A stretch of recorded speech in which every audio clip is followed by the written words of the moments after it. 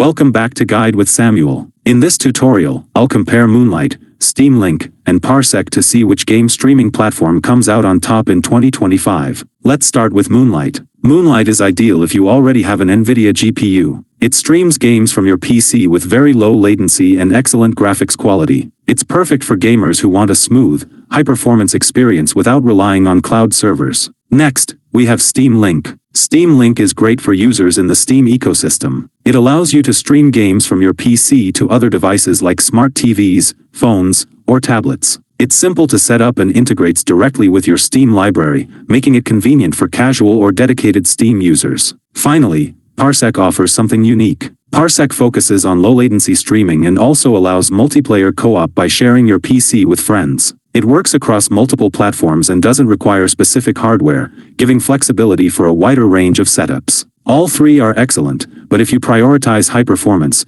low-latency game streaming from your NVIDIA PC, Moonlight is the clear winner for 2025. If you found this helpful, don't forget to like and subscribe to Guide with Samuel for more helpful tutorials. Thanks for watching.